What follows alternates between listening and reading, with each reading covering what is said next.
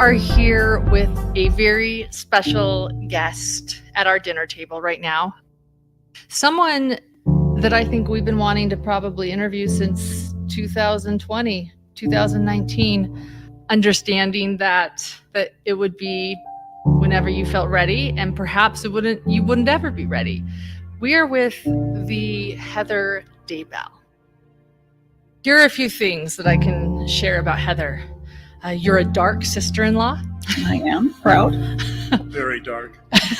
Sunburned right now. But.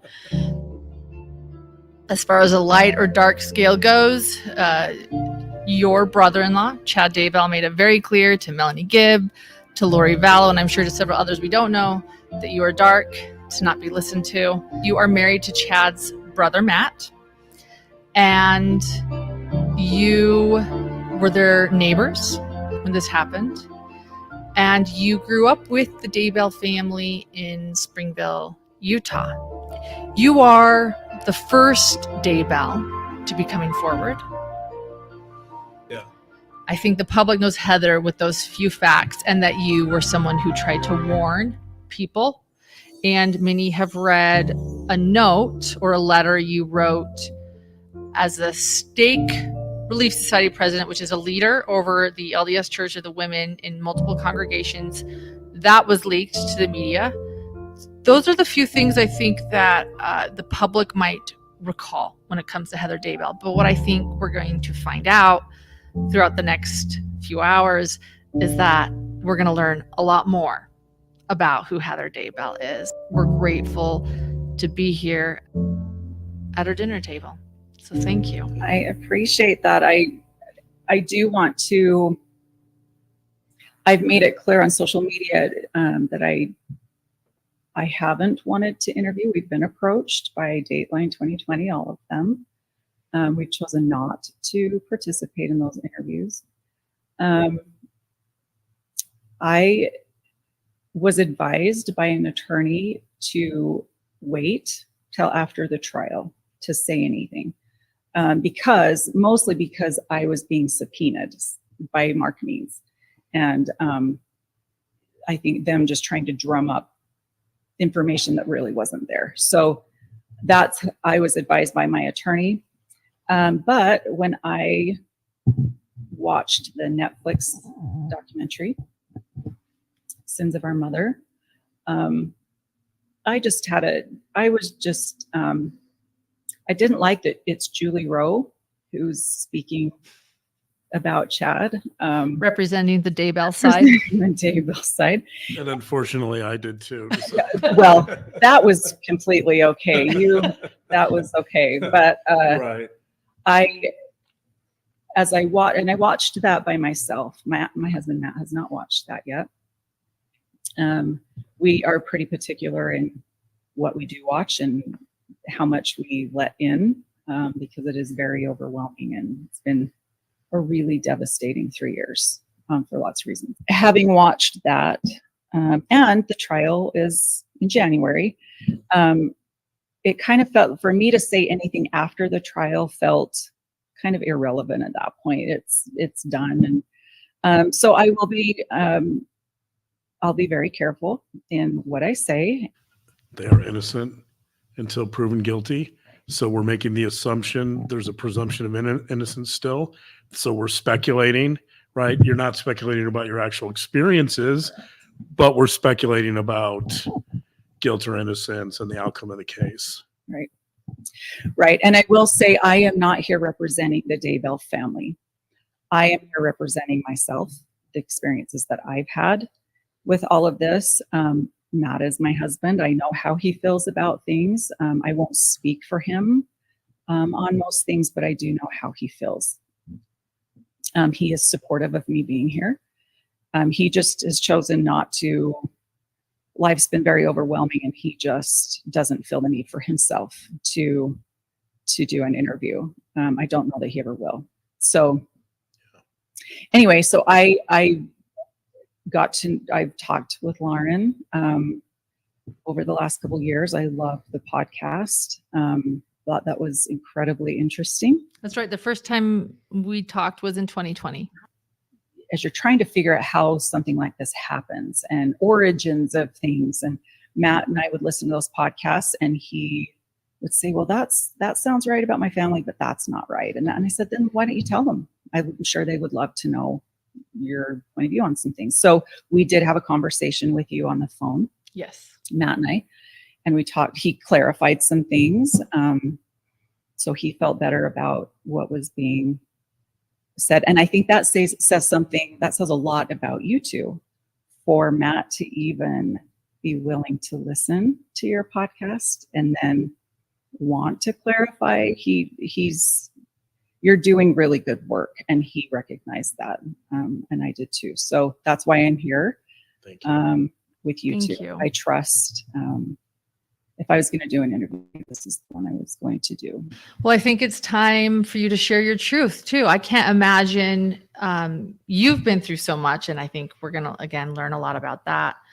I can't imagine having to just listen to everyone else share these stories. Like you mentioned, Julie Rowe and so many others, when you've had to remain quiet. You have not been able to share your truth. And so I hope that this time at our dinner table too will also not just be an interview, but will also be something that perhaps can help you move forward. And, we're your friends.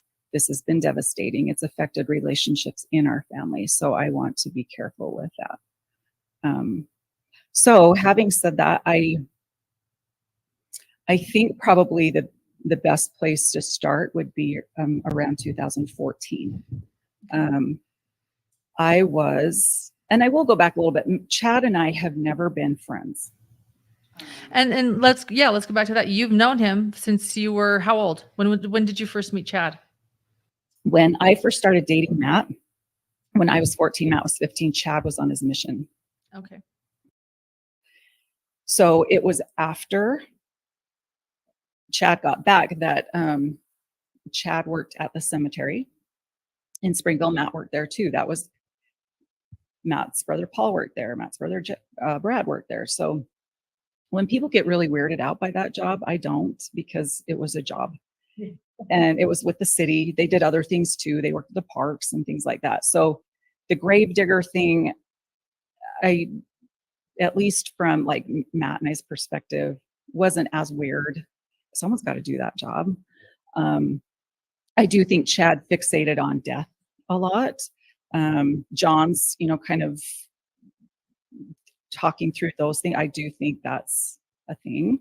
Right. And let me just comment. Yeah, thank you for that observation, because I think it's not the gravedigger thing that's creepy. It's the fact that his belief system became more extreme because he was exposed to so much death. Yeah. And so what, in addition to having that job, you just said that he seemed to have an obsession with death or a fixation on it. How would you recall that?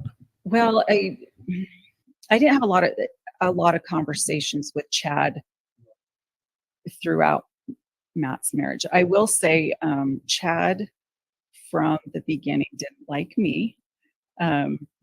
There's an incident that I've talked to with Chad later on, with Chad and Tammy, and we've been open about it because it was a silly thing. But Matt and I did date young, and we'd get in fights all the time. It was a very teenage relationship, but there was a time that Matt and I we were one of those that broke up, got back together, broke all the time. We were in a breakup. Well, if you were dating him since you were 14, I hope there were a few. there were plenty. So we were in a breakup time. I'd heard through a friend that Matt went and kissed another girl. I was upset. So I went to the cemetery and, walked up to Matt and asked him, did this happen? And he was being cocky and kind of a turd about it. And so I took a swing, and Matt's a lot bigger than me. And so he just kind of blocked it. And that made me even, more upset. So I'm slapping at him, and very stupid. And Chad came over, and, Matt's boss, and get her out of here. It was just a silly thing. But that was Chad's view of me. So he didn't like me. And I didn't know until years after I married Matt. Matt never told me that Chad, before Matt proposed to me, Chad went to Matt and said, I have a strong feeling that you should not marry Heather. And that was a bad idea. Matt luckily, disregarded that and knew that would hurt my feelings. And so he didn't tell me that for a long time. So that, Chad's not liked me for a long time. And that's been reciprocated from day one. He's not liked me. I do think because I'm kind of outspoken and I will tell you if, something's not looking right or you've done something hurtful, I will say something. And I don't think Chad likes that either. So. Well, you're a strong woman. I think that in general, Chad probably just doesn't like women, but I mean, definitely not an outspoken, strong woman like you. So anyway, that was kind of the beginnings of me knowing Chad. And then when Matt and I got married, we lived in Springville, and just the relationships, Matt was very, very tight and close with his dad. And I believe Matt was raised in a very patriarchal home. I was very tight with my mom, and I was raised in a more matriarchal home. She will tell you that. That's kind of how it was. And so for Matt and I as a couple, we were coming from we were raised a little bit differently. So we had a hard time. If when you first get married, it's hard. Marriage is hard to figure out. And we would argue, and then he'd go off to his dad and I'd go off to my mom. And that wasn't working very well. And the name of the father is Jack. Jack, right? Jack And Daybell. Jack, from what I understand, or at least from reading Chad's autobiography, Jack tends to be like Chad in some ways, fairly quiet. And is that, fairly passive? Does that seem like an accurate? I would, yes. He's not when I say patriarchal home, I never witnessed him like using his priesthood, that kind of thing. I think it was more just the generation that he grew up in, that's just kind of how it was. But I will say, I don't want to get a lot into Jack and Sheila and Matt's siblings, just because, again, I don't want to speak for them and their experiences. One thing I've always kind of struggled with Matt's dad, because I'm more of an outspoken, strong-willed person. I will share one experience that kind of is an example of kind of the struggle that I've had. Early on when Matt and I were married, I maybe even had my first daughter at this point. I'm not sure. It was pretty early on. Whenever there were issues with anyone in the family, be it with Tammy or with Paul's first wife, Tara, or Brad's, wife, Devery, it was always the wives' faults. It was always our fault. It was never any of those boys' fault if there was a problem. And I was tired of that. And so one day I remember I was out in their backyard, Jack and Sheila's backyard. I don't remember the circumstance and what had happened. But I did say to him, Jack, Tammy is a Douglas, Tara's a Polson, I'm a Smith, and Devery is a Nelson. We are all very different people. We've come from different backgrounds. What's the common denominator in all of this and the issues that we're having is Daybell, your sons. This isn't all us. We're doing our best with your sons. And my kind of calling that out, that maybe you need to look at your sons a little bit. This isn't all our fault. He didn't like that. I think since. Now, at this point, with everything has happened in the last 25, 30 years, he's changed, I think, in that. He can see that his boys can do wrong, obviously. I hope so. It reminds me, when you say that, it actually reminds me a little of the Lafferty Yeah. family. Yeah. That was very patriarchal. And Yeah. And Jack would never, like how it was depicted in Under the Banner of Heaven, Jack would never get up and give like some big speech like the Lafferty dad there. He wasn't like that. He was quiet. He was more quiet, but it was just kind of that underlying, we're the Daybells kind of thing. it was attitudinal. Yes. Very much Right. so. And so, and I think some people ask us all the time, well, Chad is so passive and quiet and, taciturn.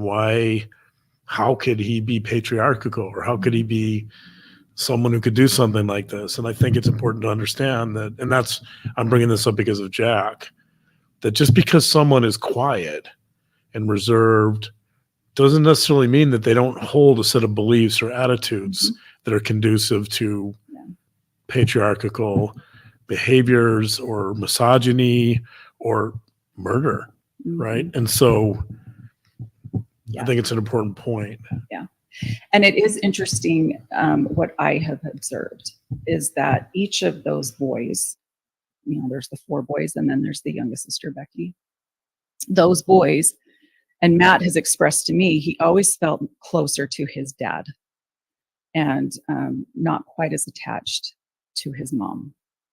Not that he doesn't love her, any of that. It's just that was the dynamic in that family.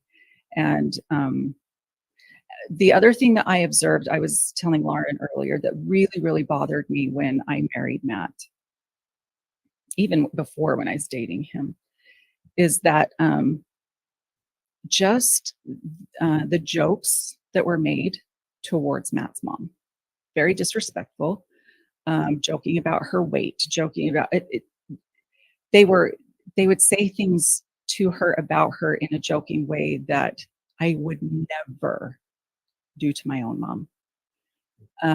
And Sheila didn't require that respect. She never said anything. She just laughed with them. It really bothered me. And I remember early on saying to Matt, you will never speak about me that way. Our children will never speak about their mother that way. And I don't think Matt realized it until I observed that and I said something.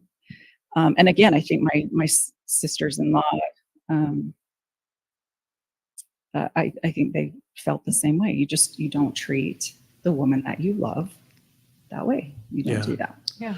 Well, it's interesting because even though we didn't know much about Sheila, that in Chad's autobiography, the observation I made is that he literally gives her 1 or 2 sentences, and which tells you the place that's the lack of prominence that she has in his internal world. Yes. And I observed that same thing. I read his autobiography before it was printed. That's a story I'll tell later. But that is one I never, and again, this is just to me, conversations I had with Chad and the things that I observed in Chad, he never had a kind thing to say about his mom. It was always, I remember there was, after they'd moved to Rexburg, here's just an example. Matt's parents, Matt's mom got really into family history work and was doing a lot of it. And Chad would kind of help her with that. But the comment he made to me was, well, about time she finally gets into family. It was not like, great. It was like, it's about time. He was just so condescending. He just would never say anything kind, particularly about her. Reminds me of that story about Tammy when she wasn't doing enough family history. So he had to swear at her from beyond the veil about that not story. playing Frontierville. And we only know that story because he thought it was a great story to share. It was funny. And he thought it was funny. And his life on Prince. Yeah.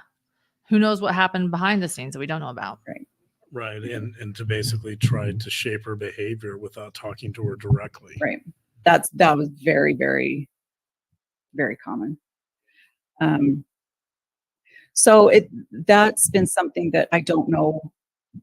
Again, I won't speak much more to that other than Chad would, and Matt did want me to convey here that he had a very happy childhood. He said, he's racked his brain. He's like, did I miss something? What didn't I see? He really did have a good childhood. It was a very free childhood. He could go out in the morning and come back at night. But that's kind of how everyone did it back in the 80s. And we'd do the same thing. We'd go out. And you grew up in a small town, and Yeah, it was safe. farming community. And it was safe. You could do that. And, we'd go in to eat, and then we'd go back out. And so anyway, Matt just said he had a very happy childhood. I think Paul said the same thing. He had a very happy childhood. Brad has said, things were okay. I have some of my own opinions on things, but again, concerning maybe Matt's sister and stuff, but that's not my story to tell. So anyway. And I think some of it depends on, we talked about this in the podcast when we talked about the Daybell family. It depends on how someone defines a healthy family. If a lot of research shows that healthy families deal very well with emotions, and they're open about emotions, and they can express emotions. And I'm not sure that the Daybell family fits that category. No, and I've even had, and this is later on, as Jack and Sheila have gone through a lot with their kids, a lot before Chad, a lot of stuff. And I do think that and Sheila has said this to me, that she'll keep things pretty superficial, because if she gets deep in her thinking, there's a lot of pain in things that have happened with a couple of her children. And so, she admittedly said that to me. I keep things pretty up here. But one thing that Chad just, if you listen to Matt, and this is common, I think, in every family, if you talk, each kid's going to have their own perspective and experience in their family, but Chad never had anything nice to say. His was a hard one.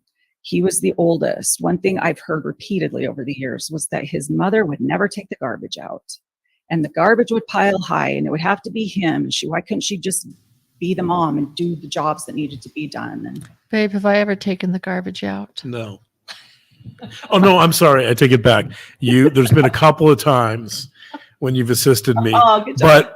but I should say that this is by choice, because I'm the one who voluntarily decides to take it out. If I asked you to do it, you'd be happy to do it. Yeah. It's just that we have this routine, and I take it out. But yes, you have helped a handful of times. So it's just interesting to me. In other words, he believes, or let me ask you to clarify, that his mom should have done all of the household work, no matter what it was. I think that was I think in most homes, at least friends that I had, that was the role of mom.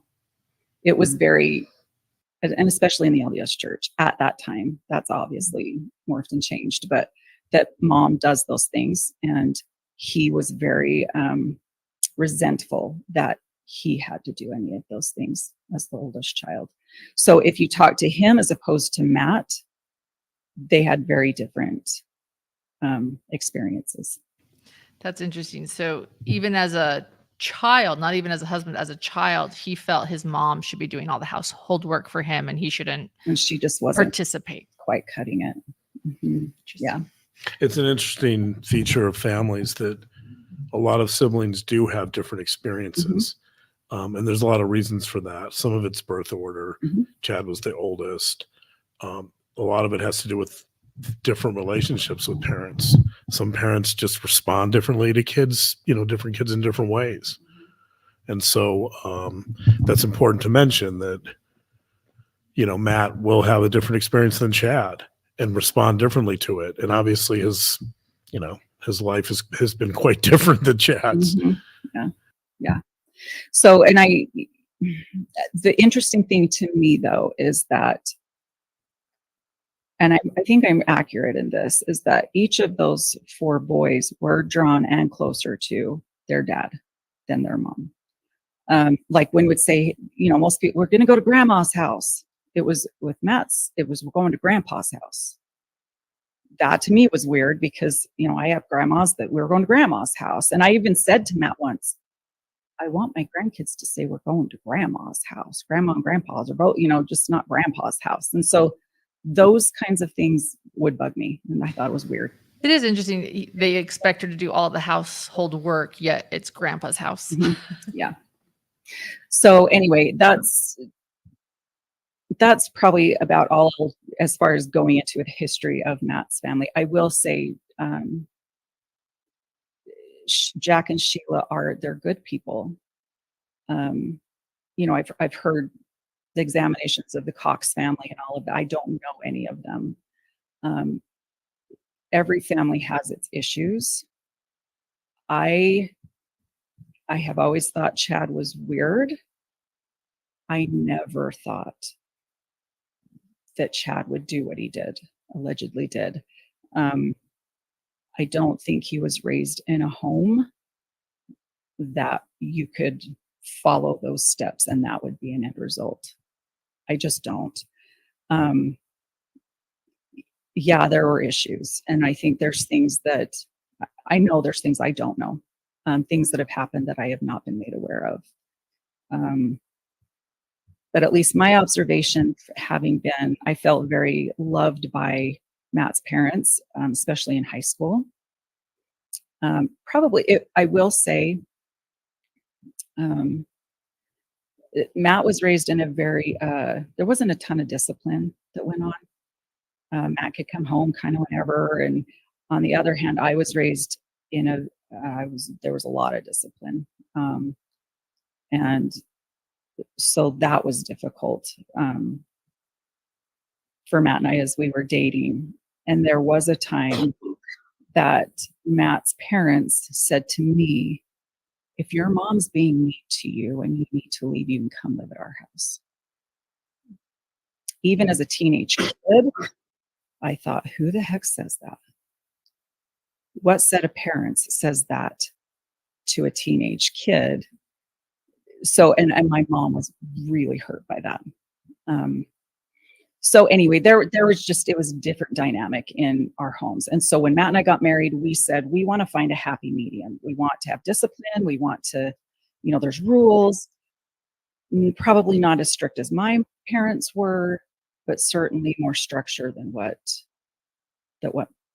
Jack and Sheila ran things. So. You mentioned that Sheila kept things on the surface. What would you say the same thing about Jack? I think it depends. Like I've had some, especially earlier on, things kind of got harder. And Matt and I moved away. Oh, that's the point. So when Matt was going to go into a graduate program, we went to CSU in Colorado. I did not want to move away from my family. I was terrified of that. But once we got there, Matt and I's marriage improved immensely because I couldn't run to my mom and he couldn't run to his dad. We had to figure it out together. And kind of from that point on, we did look at moving back to Utah when his program was over, but there wasn't any jobs weren't available. So we ended up going to Nevada. And we had a couple, more kids. We just thought, what, we don't need to be living around family. We consciously made that decision to live away so that we were our own little unit and we needed to figure things out for ourselves. That plays into later when Chad decides to move into our neighborhood. We were not happy about that. So anyway, you weren't saying, hey, come on up, Chad. That was no, quite the opposite. So to answer your question, John, Jack was more early, especially earlier on. I could sit and have a conversation with him, and I could have conversations with Sheila as well. We'd have some pretty deep gospel conversations. But just as time went on, I didn't feel I could talk to them as I once could when I was younger. Because just things would happen that were hurtful. And anyway, and Jack would, I learned later, were kind of hanging on to things that I thought were resolved, and they weren't. So, not a super easy relationship. And Matt will say, they're in-laws. That's kind of how that is. Not all the time, but that's how it's been for us.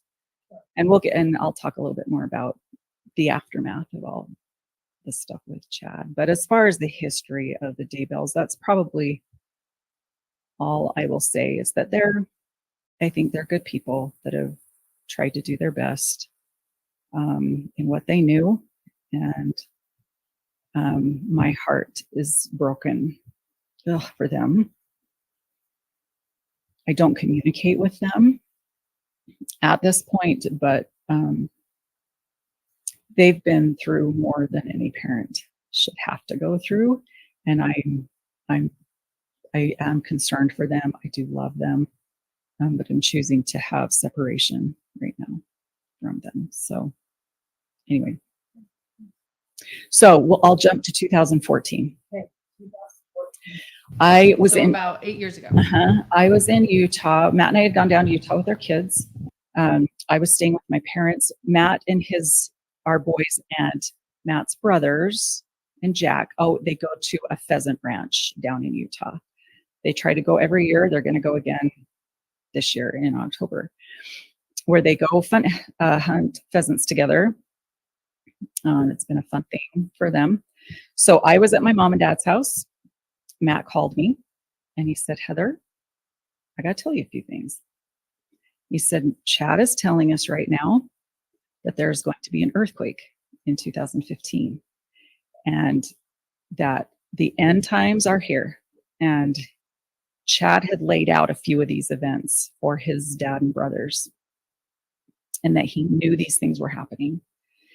When Matt called me, Matt was like, can you believe it? Can you? And I said, whoa. Are you listening to this? And he's like, well, Chad is saying, and I said, for me, it was like I don't want to hear it. That's not happening. Then we go to, and I can't remember exact dates as far as months and things, but all of Matt's family went to a place in Island Park. Because Island Park, Idaho, beautiful. It is beautiful. So Matt and I moved to Rexburg in 2004. So we've been there 18 years. We've established a business there. It's been home. So we're all up in Island Park, and Chad starts talking about this Julie Rowe, and he's publishing her book, and he's going on and on about this earthquake, and that she's had this near-death experience, that she has seen all the events that are going to happen, that there's going to be these white trucks that come up to people's homes, and they are going to ask you to bring out all of your food storage. Those that have their food storage are the worthy ones, and that then they will tell you where you need to go in these mountain camps. And anyway, so it's this whole thing's, he's telling us all this, and I'm just sitting there going, what? So he tells us all that, and he says, this book's coming out soon. Just wanted to give you guys the heads up. This is coming. How is he telling you guys this? Is he on the phone? Has he called a family meeting? Is he emailing? We're all just sitting on this deck at this cabin. Okay. We're all just sitting there. The book being the Julie Rowe. The Julie Rowe, yes, Okay. that he's published Right, this yeah. book for Julie Rowe. Gotcha. And then it's coming out and we need to read it. So in the meantime, we go back home, and it bugged me. I was like, I don't like near-death experience books. I don't like them. I have my own opinions about those. I don't want to discount people's experiences, but I have my own opinions. So I just kind of brushed it off like, okay, that's weird. He's really thinking this stuff. Kind of a side note, his own books that he had written up to that point about kind of the same stuff that he was saying was fiction. It was fiction, by the way, when he wrote that. It was fiction. This backtracking of these were really...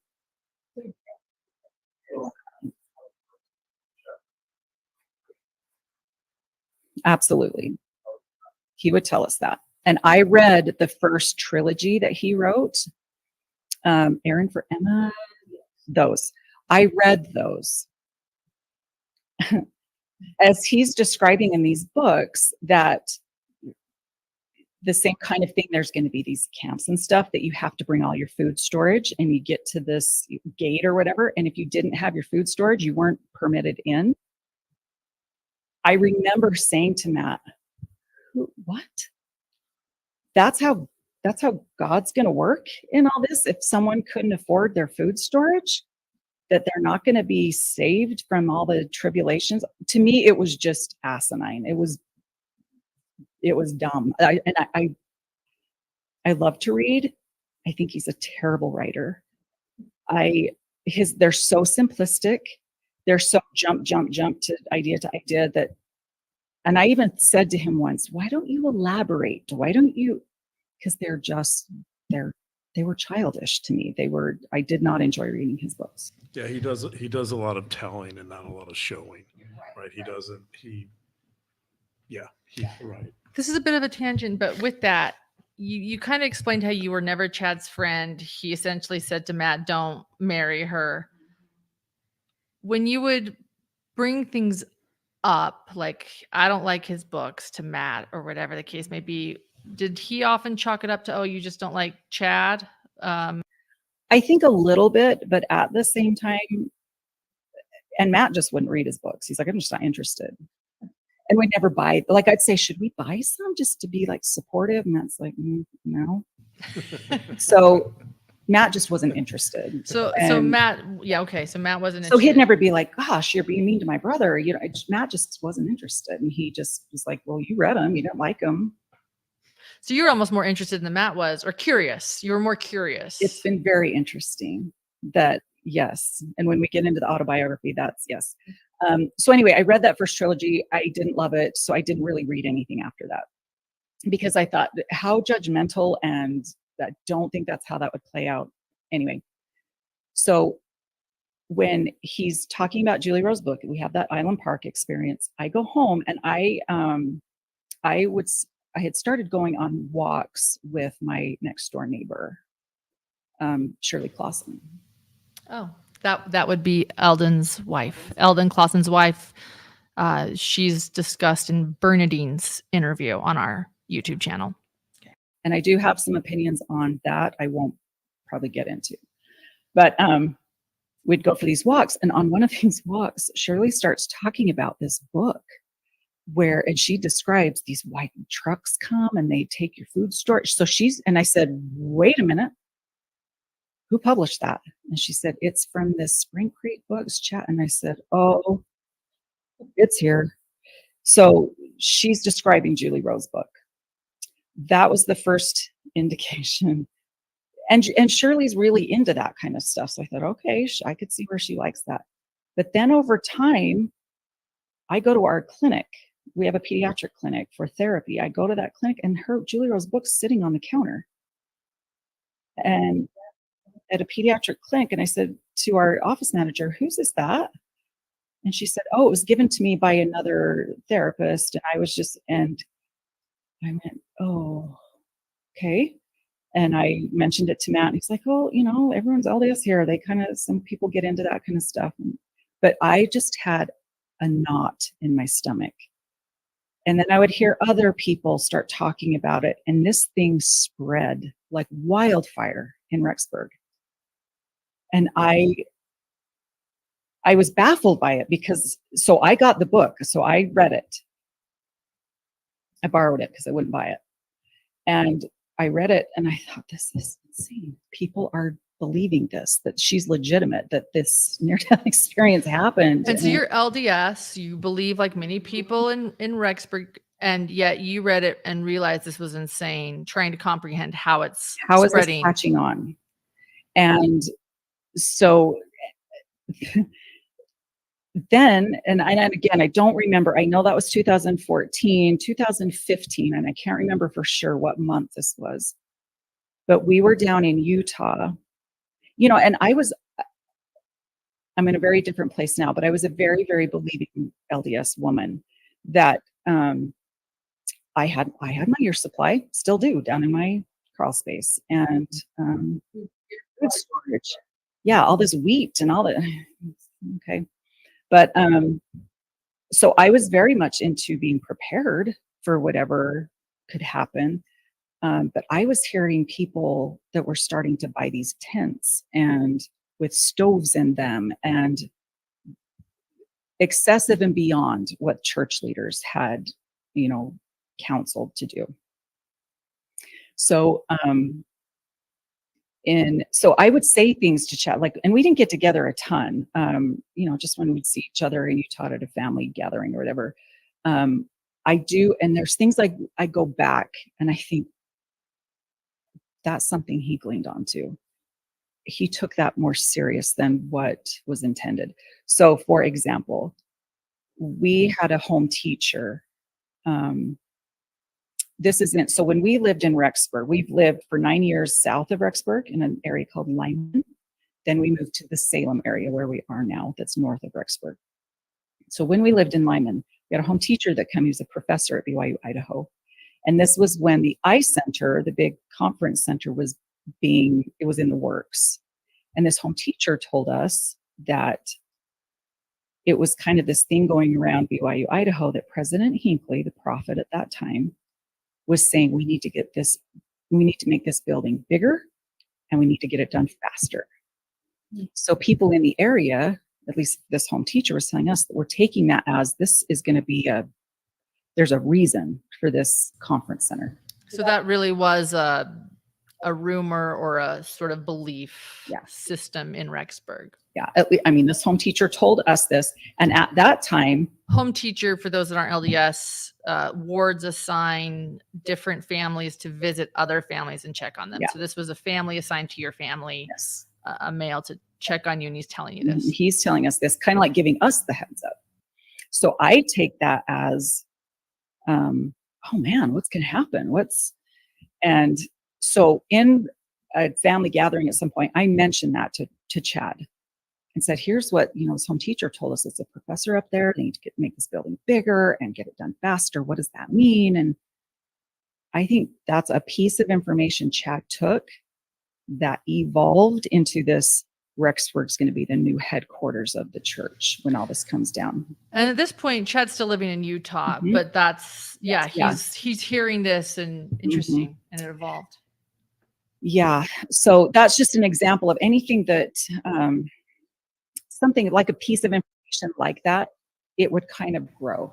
He brought up the conference center in his talk that we were given, that he gave at that Preparing a People conference when he met Lori. He brought up how that conference center was large. How the church purposefully made that building to look just like the conference center in Salt Lake, so that when all of this stuff happened and the church leaders would secretly have to move to Rexburg, they could still hold like a general conference or meetings and things, and the world would still think it was happening in Salt Lake, but it was really happening in Rexburg, that they designed the building for that purpose. Fascinating. And for those not familiar with the geography, Salt Lake is roughly how many hours of a drive to Rexburg? 3.5. And Salt Lake City is the closest bigger urban city to Rexburg. And even like my family and stuff will joke, because I, again, as a very believing person, Rexburg was the place, because it's like 95 something % LDS. It's extremely high. And that was a draw for me as a believing Mormon. And I wanted to move in a place where there was a college my kids could go to and a temple. Those were my criteria, and Rexburg fit that perfectly. And they needed the services Matt wanted to provide. And so it was a great place to start a business and raise our family. So 2015, Chad starts with all the Julie Rowe. The books are selling like hotcakes. It thrived in Rexburg. In the area or nationally, was it appealing to a broader audience as far as you know? According to Chad, it was, yes, but I think, and there were people in Utah and stuff eating this up too. Their preparedness stores and things were selling out of stuff. And so it wasn't just Rexburg, Idaho. Falls area, but it was happening in Utah. But Rexburg, it was like thriving. In 2015, at some point, we're at Matt's parents' house for a family gathering. Chad and Tammy are there. We're standing, just kind of talking. And Chad mentions, well, I think we're going to move to Rexburg. And I went, what? Why? And Tammy's standing there and she said, yeah, I am not very happy about this. And I was not happy about it when Chad jokingly says, yeah, one day I was just saying, when we moved to Rexburg, and Tammy was like, what? He hadn't even like talked to her. He just, when we moved to Rexburg, and he'd let that slip out. No, he didn't let it slip out. He purposely did that. And so Tammy's like, wait, what? Her family, I mean, in Springville, she was in the same ward, same congregation as her sister, Samantha, and her mom. And I mean, she was very tight with her family and she was happy there. It was her home. So when he said that, when we left that, so in that conversation, and I kick myself to this day, I didn't see this really happening because Tammy, I did not see them moving to Rexburg. And I was like, oh yeah, there's a house for sale down the street from us. You know, like very flippantly, jokingly. Again, and even Maybe you're the prophet. Right. It sounds like you're the visionary. Yes, I am. Ugh, no, thank you. But he then shortly after he called Matt and said, that house that Heather was talking about, he looked it up and he said, Tammy had a vision about that house, that we're going to move there. And Matt was like, what? I thought Tammy wasn't a visionary. At least that's what he wrote after she died. So that's what he's going to tell us, because he already knows, I think, what he's been saying, because it got back to him, the whole earthquake and all that. I had said to Matt, shut that down, Matt, shut it down. And so Chad knew that I wasn't on board with that. So you think he was manipulating you by saying it was Tammy's vision? Yes, absolutely. And she did say, yeah, well, we talked about that house. I looked at it. I did pray about it and I felt good about it. So they come up and I said to Matt, let's try to hook them up with at least a realtor that we can maybe guide them to the other part of town, not right in our neighborhood. And so we did that. We got a realtor. They go look at the house down the street. They were not in that house more than 2 minutes, where they had the kids with them. I think everybody but Garth. I'm not for sure, and I don't think Garth was there, but I know Leah and Mark. Maybe Seth was on his mission. I can't. I know for sure Leah and Mark were there because Leah was very sad. Well, she was going into her senior year. She didn't want to go anywhere. It was sad. I felt really sad for her. But they go in, they come right back out, and we're like, didn't like it. And they said, it's way too small. And I mean, Matt we get in our car. And Matt's like, I thought it was envisioned that they were supposed to, we're being really snide and like, this is so ridiculous. What is happening? So they said, we have another house in the area that we want to look at. And so we went, we went to a couple, this is funny. We went to a house in the Lyman area where we used to live. And we said, there are fantastic people there. You would love it there. The cutest house we looked at, because we went and did all of this looking with them, was in Lyman. It was a cute house.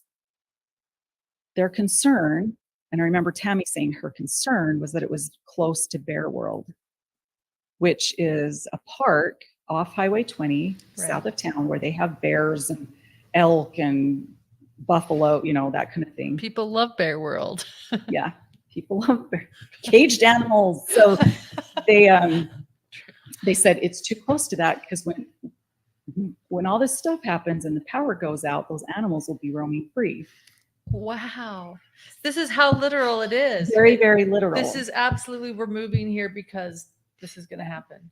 So that was a no-go to be in that area, because as I remember, that was their explanation for that. Would you say, just based on what you've been talking about so far, one of the big questions is whether Chad believed it. Would you say that Chad was a true believer, that he really felt that all these events would transpire?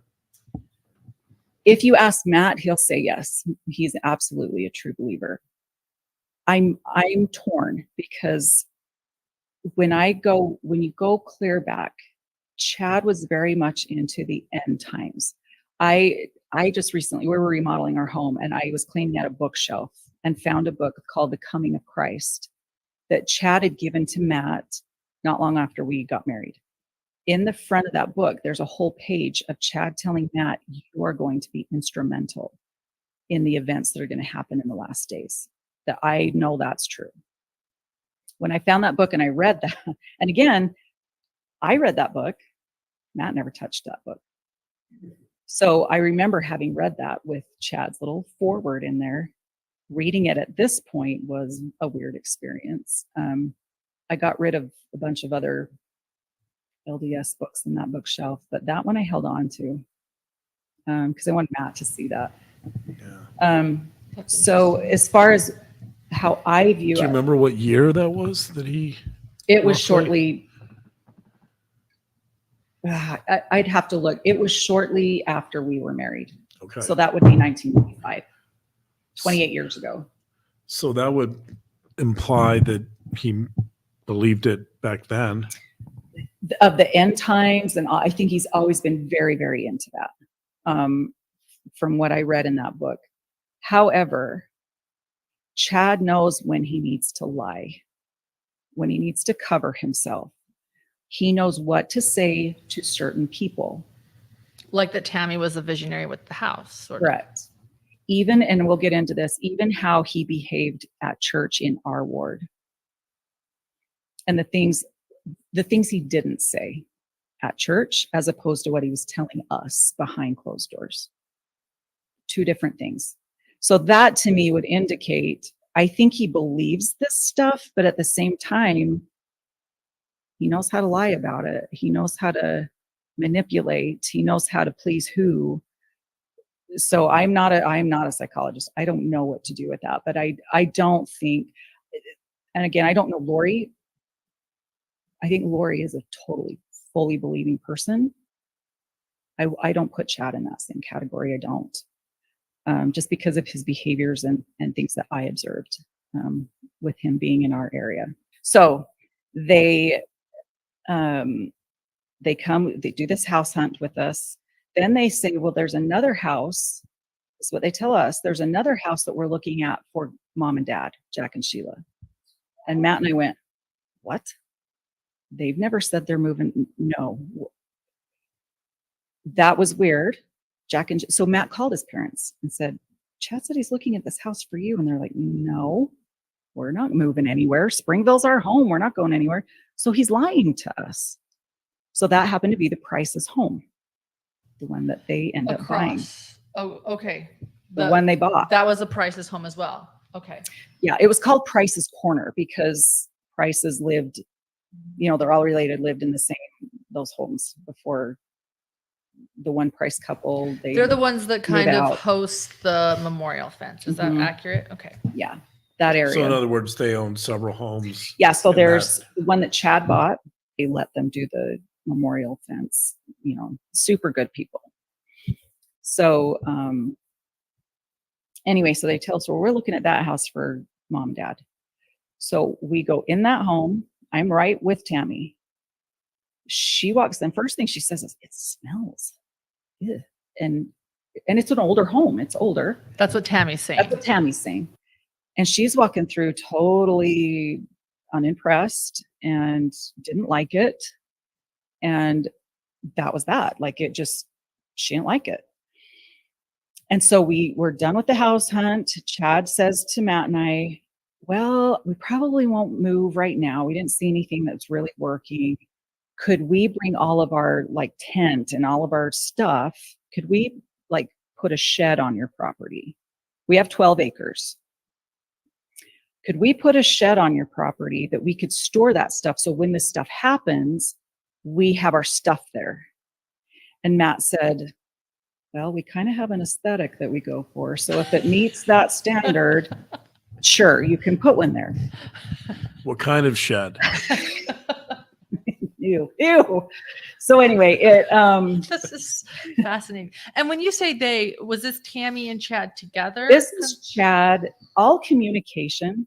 This was another thing that really bothered me. All communication about this stuff came through Chad. And so Matt was very hesitant. He's like, I guess if that will keep you from moving here, sure, put your stuff in a shed. And Matt specifically said to Chad, please don't move here. If you feel like you have to move here, please don't move into our ward. We live here on our own for a reason. It's how we do best. Please, and he's point blank, no mistaking, please don't move into our ward. He was very direct with his brother. Very direct, because I was almost in hysterics because I knew, nobody else did, but I knew why he was moving to Rexburg. He told us why. That we then, and I'll get into that, we had a conversation with Chad. So, and it was this trip. He came, they're looking at houses, they're staying at a hotel. It happened to be a conference weekend, and it was the women's meeting that Tammy and her and Leah did not go to because they were looking at houses. So done looking at houses, and Matt and I said to Chad, can we talk to you and Tammy alone at our house? And Chad said, you can talk to me. Tammy's going to stay with the kids. Do your kids want to come swim? Do you want to come? So I think my kids did that. They may have gone and had gone swimming with Tammy's kids at the hotel. So I was really disheartened by that Tammy was not going to be in this conversation. So Chad comes over, we go up in our upstairs game room, sat down with him, and Matt said, just point blank, tell me why you're moving here. And I want to know everything that you're thinking. And he goes into, Julie Rowe, all that stuff again. And he said, this earthquake is happening. It is going to happen. And Matt said, how do you know that? And he said, we've seen it. Julie has seen it. He kept directing it at Julie, but then throw in little, I know this is going to happen. So when he says we've seen it, is he referring to Julie and himself? Julie and himself. Okay. Tammy is not. Which is a quick aside, Julie Rowe is still predicting that earthquake. She's really adamant about the fact that she believes it's going to occur this year. So I guess we should buckle our seatbelts. Yeah, in 2015, it always changes. Right. It gets pushed back all the time, and there's always a explanation. Yeah. And I said to him, I'm concerned. I said, I don't like this. You said this to Chad. I said, this whole predicting of events, I said, we have a prophet who doesn't say this stuff. Why are you two correct on this? And he brought up, the name of the book, Visions of Glory. I had a sibling call me that had read that book and said, you need to read that book. So I did read that book. And I thought, so I just kind of threw it to the side. Thought it was really weird. You were a believing member then, and you're believing member, very, very devout believing member. And you were like, WTF. Yes, exactly. So he brings up that book. He brings up the author, because it was like someone wrote it. Was it John Pontius? Mm-hmm. Pontius wrote it, but he wrote Tom Harrison's story. Right. Tom Harrison's name in the book is Spencer. Yeah. So it was about Spencer. I've communicated with Tom Harrison. He's a therapist in Salt Lake City. Okay. And he is Spencer. Okay. He sent me a letter. He wrote that he says it's supposed to just be metaphor, and that John Pontius got a lot of it wrong. But I also know Tom Harrison to be a man who believes in near-death experiences and believes in his experience. So there you go. Were there earthquakes in the book? I admittedly could not read the whole thing. And I don't remember because it was so, it just was nonsense to me. So I don't fantasy. remember. It was. Chad, however, told us in that conversation, he brought up that book, and his story was that he and Julie Rowe had been called in by some apostle, leader of significance. He wouldn't tell us who. That person said, you need to get your book out there. You need Visions of Glory, that this was all legitimate. And that whoever that leader was telling his own family members to hightail it out of Salt Lake. Do you believe that story? I don't. If it happened, again, I'm not a believing member anymore, and we'll get into that. But at the time, I thought, nonsense. He's making that up. No leader is going to say that, because I believed in these leaders. I don't know who that would have been. I don't know who, but he was just trying to legitimize what he was selling to us. Yeah, it seems like if one of the apostles actually believed that they would be more public, you would think, with that information, in the hopes of saving everybody, thousands of people. Right, not exactly. Just your own little family. Right, exactly. Right. And Chad. Right. And Chad in that conversation said to Matt and I, you two are going to play a big part in this. I think he was trying to, he's good at trying to flatter, like, you are important people that you. So he said to us, which is sorry to interrupt, mm-hmm. but that earlier you said that he's largely critical of everything, right, except when he needs something. He said, you two will become great leaders in all this that's going to happen. Your home will become like a temple. We've built our dream home in the Salem area. We have 12 acres. It goes up to the Henry's Fork River. It's beautiful. We love it. But that we were going to be instrumental in what was going to go down. I think in an effort for us to be okay with them moving there, me in particular. So as he's saying that, I'm thinking, I had a lot of cuss words going on in my brain. What's going on? At the time or now? Both. I've always been a cusser. I've been a closeted cusser, and now I don't care. But I just remember, I remember what I was wearing. I was so upset at this point. But he had said, we'll just put our stuff in a shed, so it's there. That was that. Did you push back at all on that? In that conversation, I kind of let Matt take the lead on that one. But I would, it was more Matt just wanting to hear Chad say definitively, this is happening. I know it's happening. All of that stuff. So we were clear in where he stood, that this wasn't, maybe this could happen, or it was happening. And he was trying, he felt it was, he and Julie Rowe needed to get the word out. So that's 2015. I can't remember the month, but it was, gosh, was it even a week later? He called Matt and said, we bought that house. And Matt's like, what house? And he said, the one on the corner, down around the corner in the Price's house. And Matt said, well, I thought Tammy didn't like it. Well, I told her if we paint the walls and we recarpet, she'd be okay with it. I was livid. I was so upset. And I said, Matt, this can't happen. This can't happen. And he said, Heather, it's happening. They bought the house.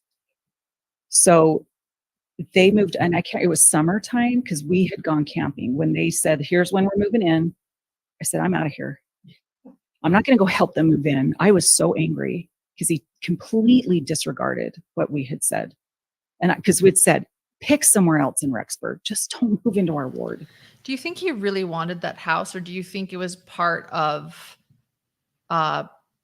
saying, look, because you don't want me to do this, I'm going to? I'm sure that was part of it as far as I was concerned. But what he was telling us was that land has, I don't know, 4 acres or something on it, that it was instrumental in what was going to go down and that we would be working with him because it was in such close proximity. I think, yeah, when you tell that story, it seems to me that part of Chad's MO is always to bring on minions, bring on followers, right? To have people that agree with his vision and then to get them to do his bidding. Yeah. And I think he probably thought, even though you guys didn't agree with it, it seems to me he may have thought that he could convince you or persuade you. Well, he was telling people we were happy about it. Okay. Wow. He was telling, my grandma Nielsen was in Tammy and Chad's ward in Springville. My grandma called and said, why is Chad moving up there to work for Matt? And I said, what? She said, Chad's not a therapist. What job's he going to do? And I said, Grandma, he's not moving up here to work with Matt. He's moving up here because he thinks a big earthquake's going to destroy all of you. I was very open to people. This is why he's coming. So I don't know if she just somehow through a grapevine heard that, or if Chad actually told people that. I don't know. But that was the story she got, is that he was moving up to work with Matt in our business. Wow. So again, he's always distorting the truth to work people against each other, to manipulate people. Yeah. And that we were happy about it and supportive. So anyone that would say that to me, I'd say, no, that isn't how this went down. We are very upset about this. And here's why he's coming. So they make the move. We decide we're going camping. I'm not helping them move in. I don't want to be anywhere near this. I'm so angry. They move in. Well, everyone loves him. Everyone loves Chad. He's super nice. Well, he's a famous author. He's a famous author. Everyone, Julie Rose books, people that have heard about him, they're like, he's great. Matt's brother. Matt's brother. And we have worked really hard. We have a successful business in this town. We've worked hard to make a good reputation for ourselves. And so they move into the ward.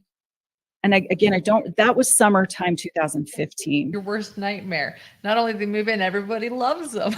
It was so hard because, and Matt was even like, Heather, it's happening. Get over it. I could not get over it. And I'd even try. I'd be like, okay, just chill out. It'll be fine. I couldn't do it. It was just this foreboding that I felt. And so they move in, and I don't remember how, they weren't there very long before I said to Matt, I want to talk to Tammy. I want to hear from her how she's feeling. So we contact Chad, and he said, yeah, I'll bring her over, but I want you to talk to me. Don't direct anything at her, because it will make her mad and she'll get upset at you.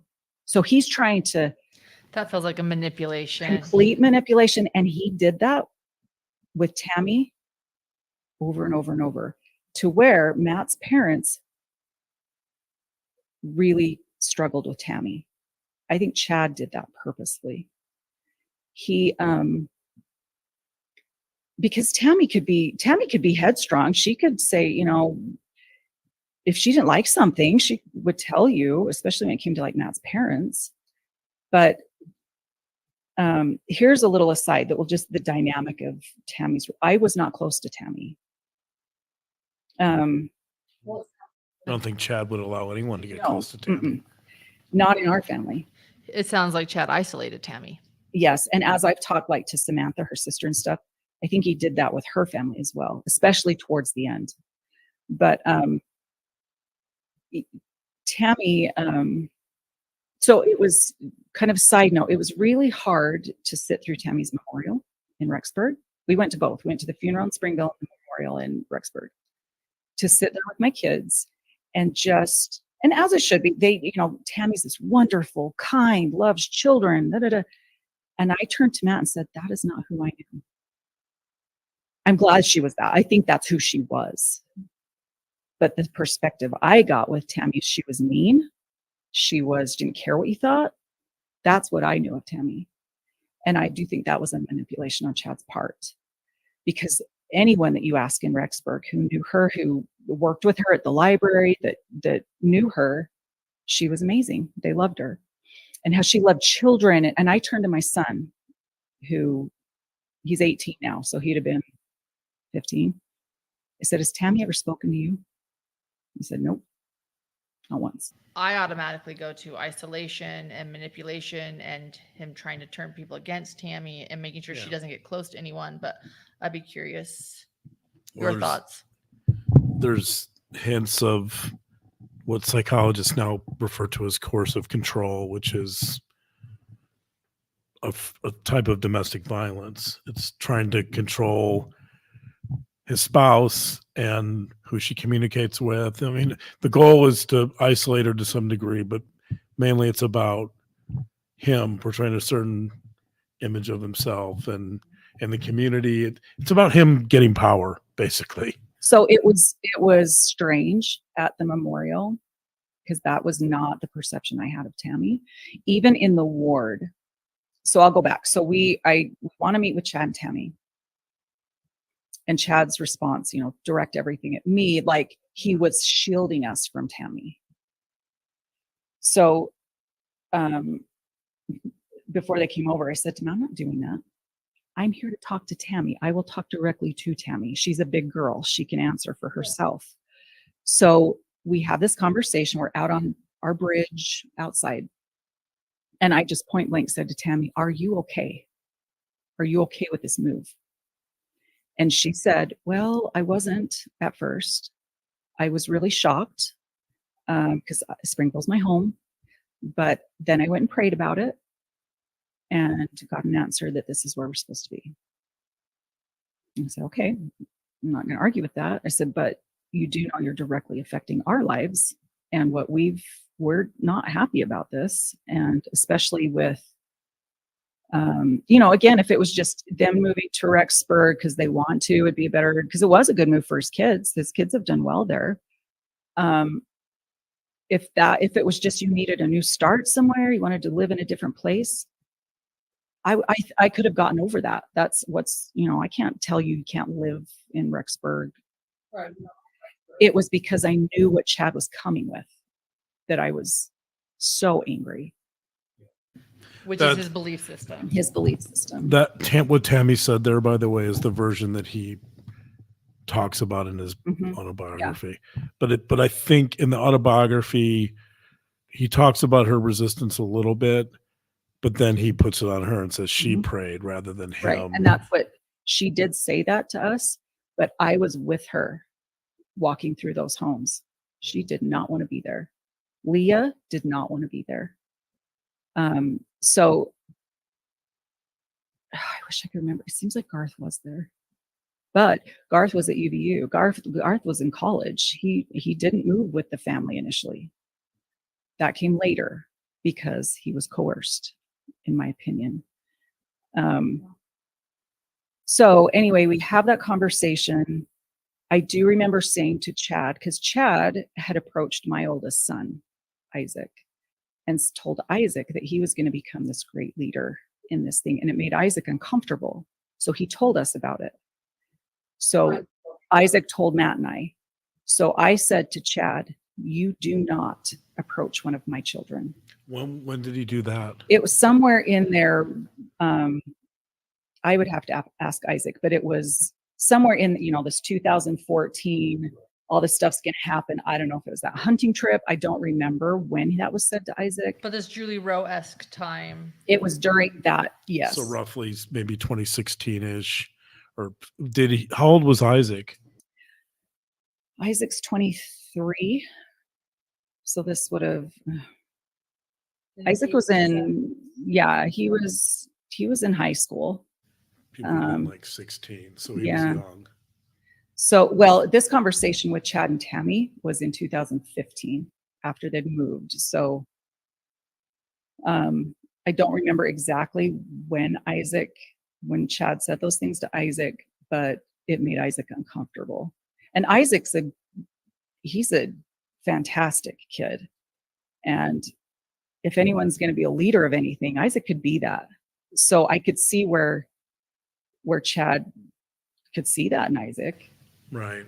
He wanted Isaac. He Yeah. wanted Isaac He's on his recruiting team. him. Yeah, he wanted Yeah. Isaac on his team. That's the whole follower Right.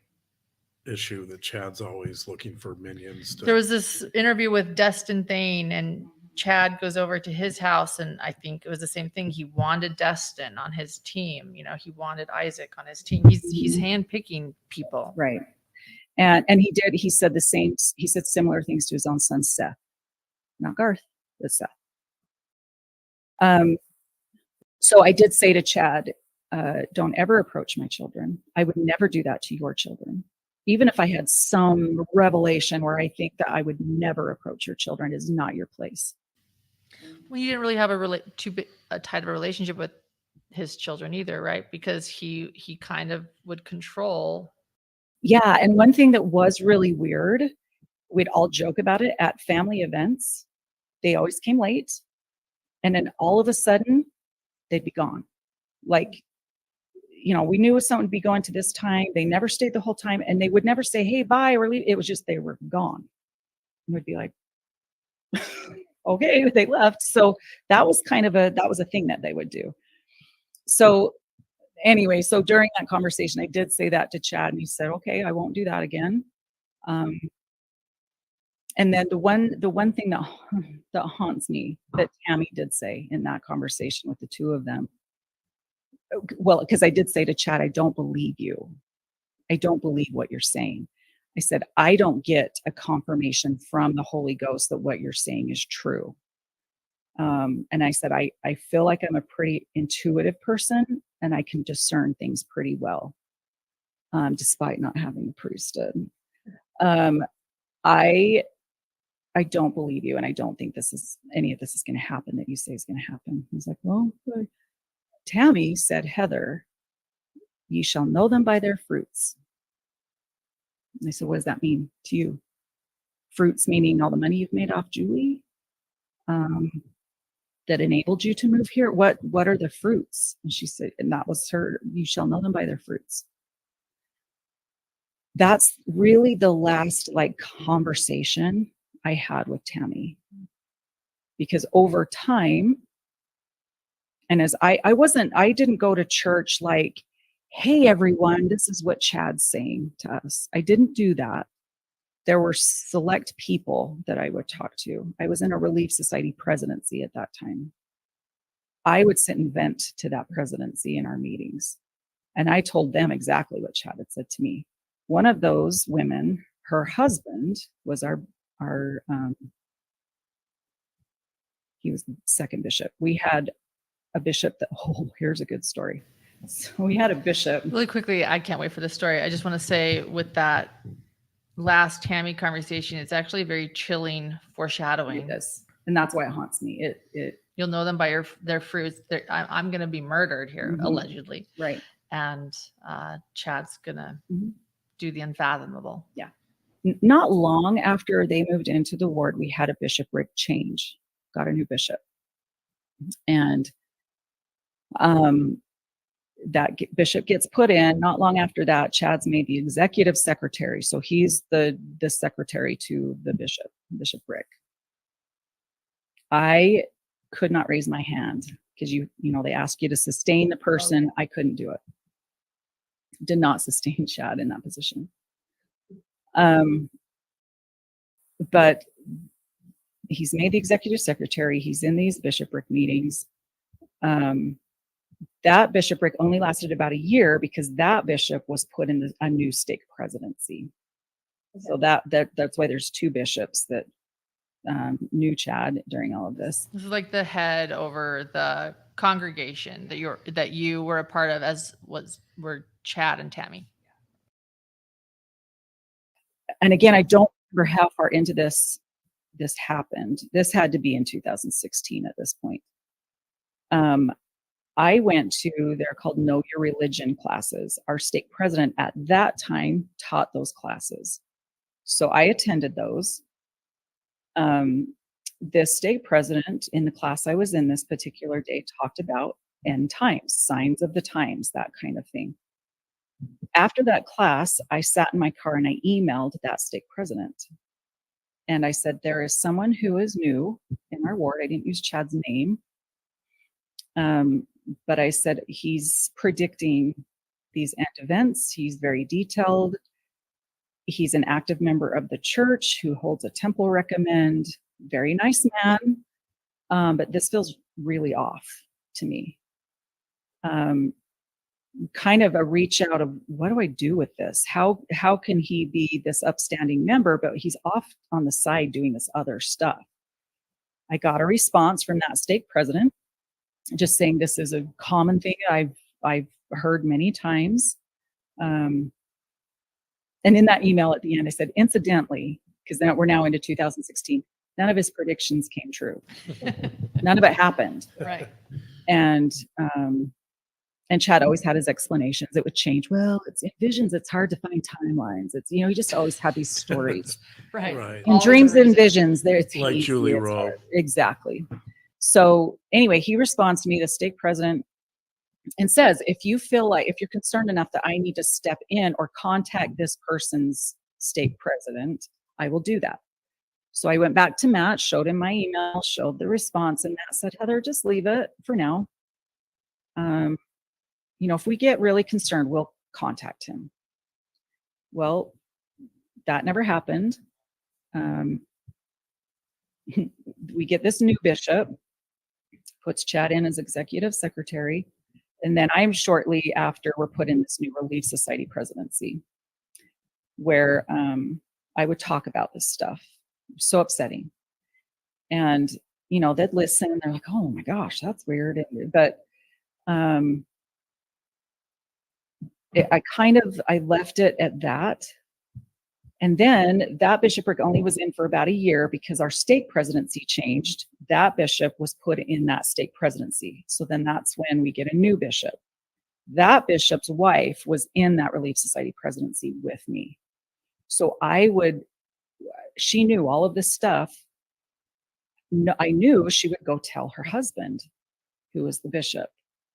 And anyway, I would say certain things to certain people, but I was trying not to create problems for Chad, because I try to be a good person and not create problems for people.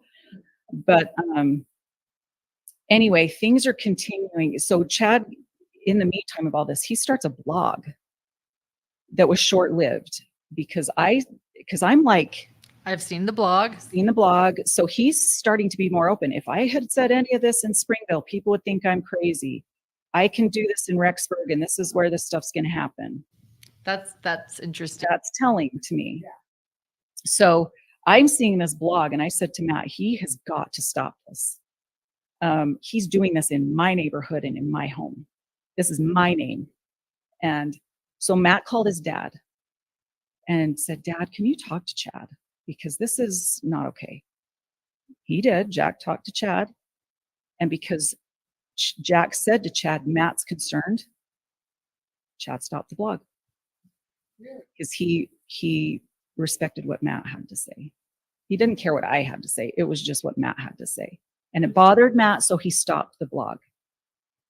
So I thought, okay, good, maybe this will die down. This will go away. It seems like there was something. I know he was on a vow, and he was. Were you ever on a vow? No, because I wouldn't pay a penny to something like that to be a member of that. That a vow really did take Rexburg by storm too. Mm-hmm. It did. Lots of people were on a vow. And I did hear that Chad had his own little special section. You had to pay the membership for a vow, but then you had to pay an extra fee to read what Chad was writing. Yeah. And the vow was started by Roger Young, who I heard about Roger Young through Shirley Clausen. Oh, really? She told me about him. So anyway. So Shirley Clausen was teaching you a lot about what Chad believed, it sounds like almost. It was shortly after Shirley filled me in all that, I quit doing the walks because I didn't want to hear about it. So I didn't talk much to her, although she did come do an energy session on me because she was studying all, she said, for hours and hours and hours and hours. She was studying that into that. And I had a problem with my foot at the time. She said, can I come do an energy session? And I'm like, you know, I'm a massage therapist. I've learned a little bit about energy stuff. I'm not really into that. So I was like, sure, if you want to. So she came over. I was just trying to, again, I try to be nice. And so she came over and she said, do you know how to do the muscle testing where you lean forward or backward? And I said, I am not familiar with that and I'm not comfortable with that. She said, I'll do it for you. So I'm sitting on a couch. She's standing across from me with a magnet in her hand. And she'd ask questions and wave that magnet over her head and do this leaning stuff. And the whole time, it's so weird. Again, Shirley Clausen is your neighbor at this point, but Bernadine's interview is a great Is a good introduction. place to go. Yeah, Mhm. to who Eldon is. Yeah. And she was, you know, this is helping Eldon. This is helping my grandkids. And anyway, there's more detail in that I won't get into. But she did the whole session on me. She left the next day. How's your foot? And I said, same. And I did say, you know, Shirley, this really isn't my thing. I said, what I do know as far as energy work is that if you don't really believe in it, it's just not going to do anything for you. I said, I'm not interested. And she didn't want to try to come back. And I said, no, I don't think so. So anyway, so in the ward, I'm not saying a ton to a lot of people, but mainly this little Relief Society presidency and a few others. And then things progress into this preparing a people thing. Yeah, tell us about how did that start? So I would and Matt would always be like, Heather, let it go. Just don't worry about it. And I'm like, I can't let it go. It's bothering me to no end. And so I would listen to these preparing a people things. And anytime we'd be like in a restaurant in Rexburg, they had their flyers everywhere. I'd tear them down, I'd throw them away. Just because it was, again, I'm a believing member, it's going off course as far as I was concerned at the time. From the doctrine of the LDS the doctrine of the mainstream LDS church. And there's only 2 Daybell families in Rexburg, theirs and ours. And I did not want to be associated with that. Again, I think people just caught word that I was not happy that they had moved there just because they were family and we wanted to be on our own. And Chad had a whole different story as to why they moved to Rexburg that he would tell ward members. It was just, it's a great opportunity for our family. We just wanted this new start. He just had a different story than what he'd said to us. He was really controlling the narrative. Totally. Yeah. Especially with just the regular ward members. He had his little side thing. But that really bothered me that he wasn't being honest.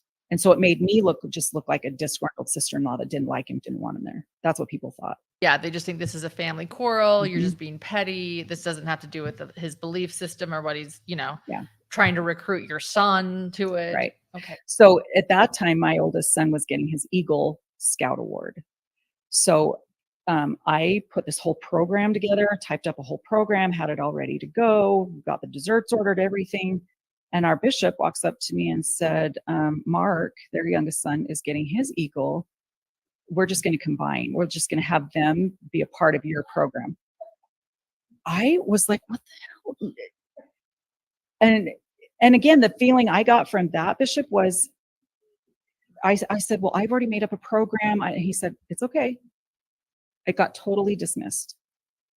So we do this whole, Daybell, Eagle Scout thing.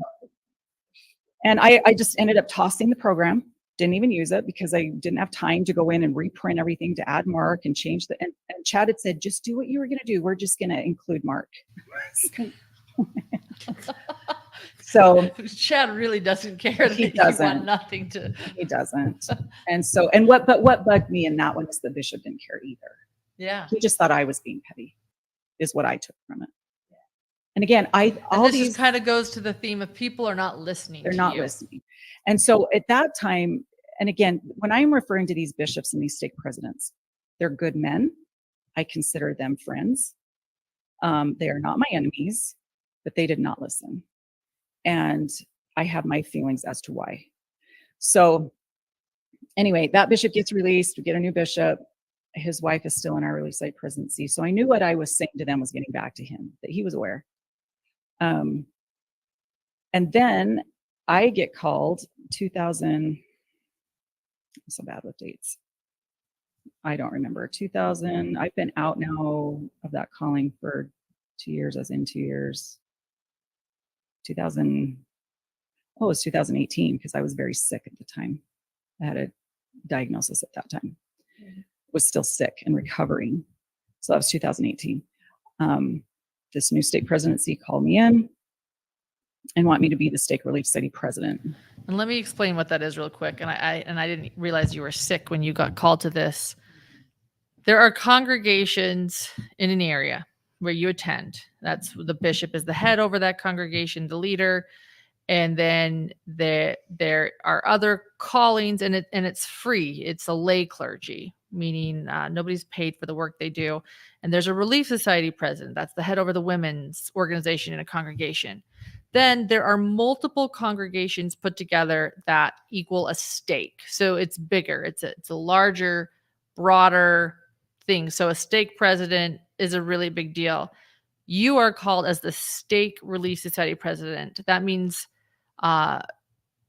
service free of charge. You're not getting paid for this. You are literally now in charge of multiple congregations, all of the women in those areas. And that is a really, really big deal. I mean, very few women are called to a calling like that.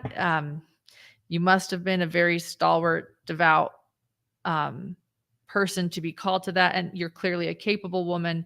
So I can see why they would want you called to that leadership position. But that is a very big ask and a very big deal. And I have been in leadership callings in all there's primary, young women's, relief society. I have been in every kind of presidency. I've been a primary president twice. I think I'm just a glutton for, I'll just do whatever you tell me to. People can count on Heather Daybell. I was good at what I did. So I'm called to that calling there. And in this, it's a large stake. There's 10 wards. It's a big stake. Oh, wow. Over 10 congregations. 10 different congregations. Wow. So, and this does play into kind of my faith moving out of the LDS church. It was an interesting, when I was called to that, I felt that I was going to be called to that position. I view it a little differently now than I did then. But I was sick at the time, getting better, but I was sick. I have something called sarcoidosis that affected my lungs and my joints. Matt's brother Brad happens to have that same diagnosis. It's a kind of rare, it's weird, but I was recovering from that. And so I get called. I'm working directly with the stake president, who again is a good man. I do consider him a friend. I haven't talked to him since I have left the church. But I would be open to that and explaining further why I left. But I do really like him. He's a good guy. Get called to that position. The very first person to text me to congratulate me was Chad. Wow. Very first person. That's interesting. I did think that was interesting. But during all of this, with Tammy, like when they first moved, I took them dinner. I baked bread. I said, here's a great dentist. Here's a great doctor. I tried my best, even though I was so upset, to do what I could. You tried to welcome them and take care of them. I tried the best that I could do at the time. Did more than Matt did. So anyway, and I, when I'd see their kids, how are you doing? I went to, Leah was put in the homecoming royalty at the school, went and watched her. I went and listened to Emma talking sacrament. Like I was trying to be supportive of them, not Chad, of them. But over time, I don't know what Chad was feeding Tammy as far as I was concerned, but Tammy wouldn't talk to me. At church, if I passed her, I would have to say, hi, Tammy, how are you? Or else she'd walk right by. I had to instigate. any conversations. Even He when probably was. I think he was saying something. I definitely do. And, or, I didn't believe in what Chad was doing, and she knew that. And so she didn't like me.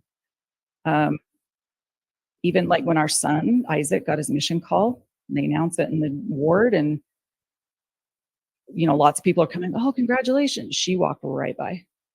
And that hurt me. And we had talked to Matt's parents and said that, that was hurtful. And they said, well, that's just Tammy. So again, that compared to all the praise she got when she passed away, I think the lovely things about Tammy I didn't get to see.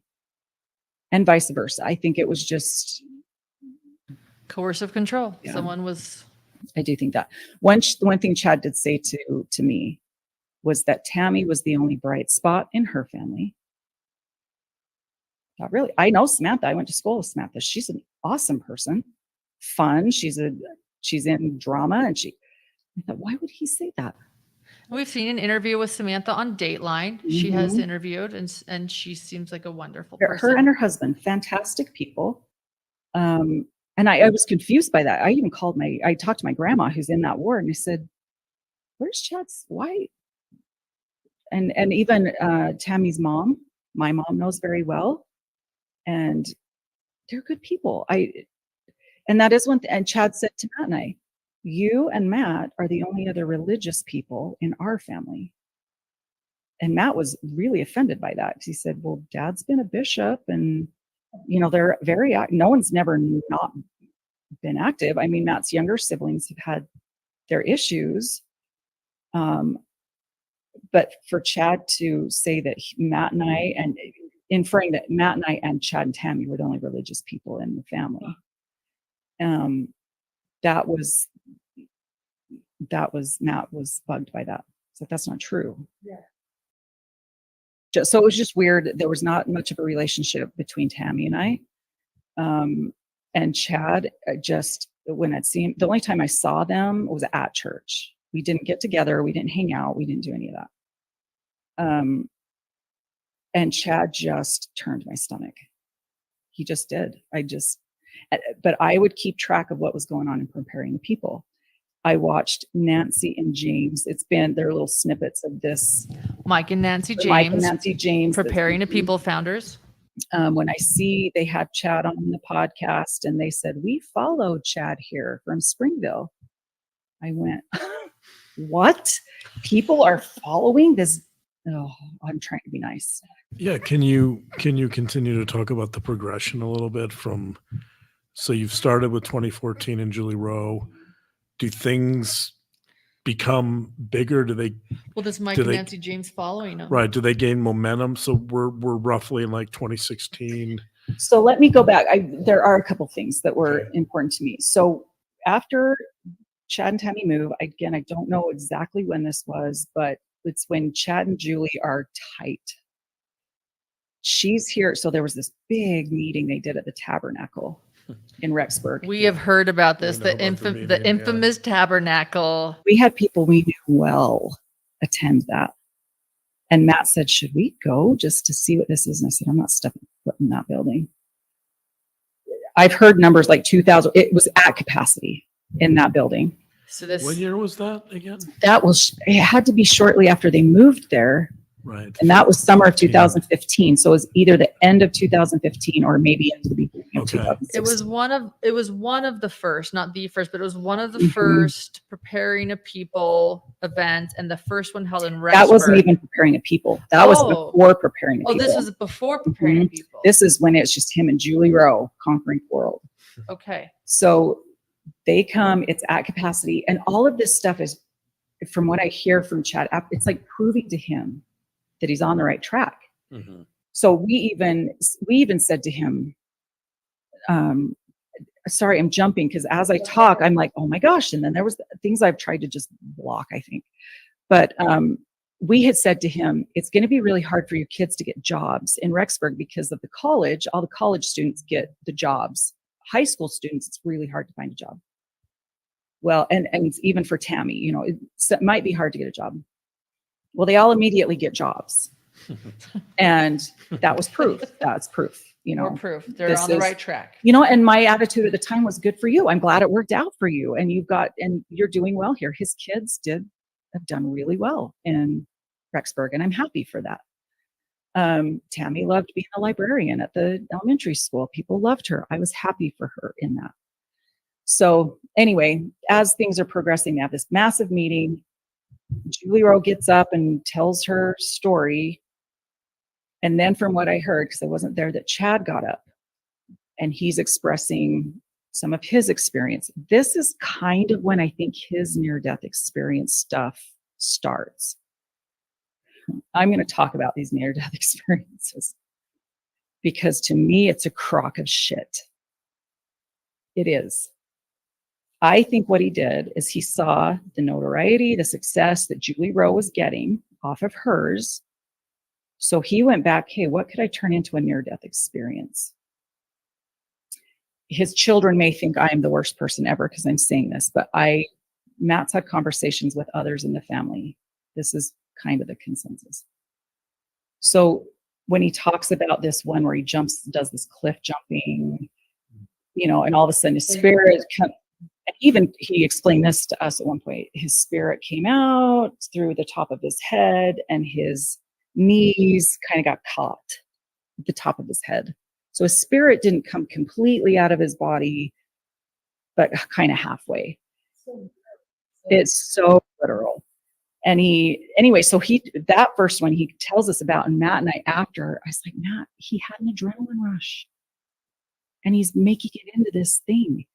And so there's that one. And then the one where he's in San Diego and Matt wasn't there. Matt was on his mission at that point. But Chad and Tammy and Paul, and they were all there, Matt's parents. And I heard the story once, Matt's home from his mission. We heard all about it because he got pretty beat up. And he got in this wave, just rolling him around. He's all scratched up. They did take him, bandaged him up. But all of Matt's family was there. And as I watched over time, that story morphed into, by the end, seeing Jesus or something. It was like, what? So I think he just found what he could to turn it into that. The San Diego near-death experience. Do you remember, what was the initial talk of what happened? Was it just an accident? What happened? The wave caught him, churned him over and over, and he got out. It was serious. I mean, he was in trouble, but they got him out and he was banged up, but it was okay. Matt did say to his dad, I think Matt and Paul maybe talked to his dad and said, don't you think, because in that near-death experience, he claims that his grandpa Keith came to him. Matt said to his dad, don't you think that if you had that experience and you're out and you're safe, that you would say, I just saw grandpa. I just saw grandpa. None of that was said. I truly believe that he just needed to find some experiences that he could turn into a near-death experience so that he could do what Julie Rowe was doing. Matt has always felt that. I believe Paul has always felt that. He made that up.